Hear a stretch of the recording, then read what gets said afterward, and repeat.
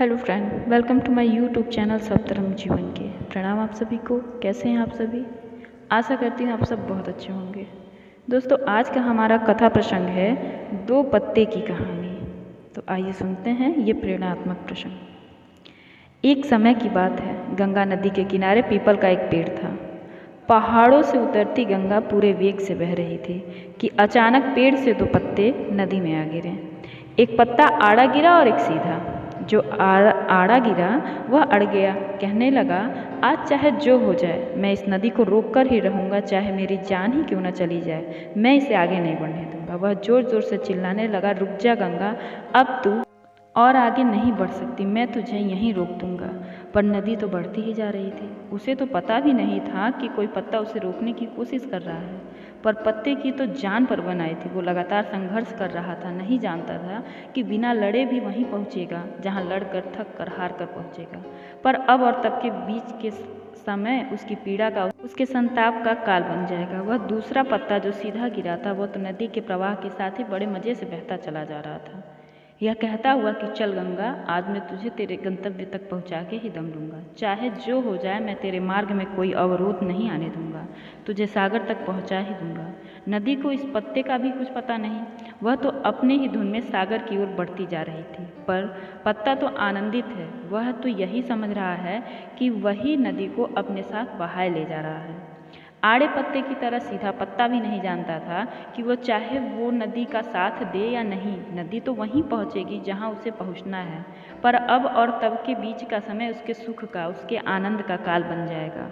जो पत्ता नदी से लड़ रहा है, उसे रोक रहा है, उसकी जीत का कोई उपाय संभव नहीं है।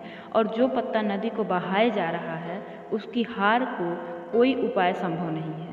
हमारा जीवन भी उसी नदी के समान है जिसमें सुख और दुख की तेज धाराएं बहती रहती हैं। और जो कोई जीवन की इस धारा को आड़े पत्ते की तरह रोकने का प्रयास भी करता है, तो वह मूर्ख है, क्योंकि ना तो कभी जीवन किसी के लिए रुका है और ना ही रुक सकता है। वह अज्ञान में जो आड़े पत्ते की तरह जीवन की इस बहती नदी को, सुख की धारा को ठहराने या दुख की धारा को जल्दी बहाने की मूर्खतापूर्ण कोशिश करता है। क्योंकि सुख की धारा जितने दिन बहनी है उतने दिन तक ही बहेगी, आप उसे बढ़ा नहीं सकते। और अगर आपके जीवन में दुख का बहाव जितने समय तक के लिए आना है, वो आकर ही रहेगा। फिर क्यों आड़े पत्ते की तरह इसे रोकने की फिजूल मेहनत करना, बल्कि जीवन में आने वाली हर अच्छी बुरी परिस्थितियों में खुश होकर जीवन की बहती धारा के साथ उसे सीधे पत्ते की तरह ऐसे चलते जाओ, जैसे जीवन आपको नहीं बल्कि आप जीवन को चला रहे हो। सीधे पत्ते की तरह सुख और दुख की में समता और आनंदित होकर जीवन की धारा में मौज से बहते जाएं। और जब जीवन में ऐसी सहजता से चलना सीख गए, तो फिर सुख क्या और दुख क्या। शिक्षा, जीवन के बहाव में ऐसे ना बहें कि थक कर हार भी जाएं और अंत तक जीवन आपके लिए एक पहेली बन जाए, बल्कि जीवन के बहाव को हंसकर ऐसे बहाते जाएं कि अंत तक आप जीवन के लिए पहेली बन जाएं।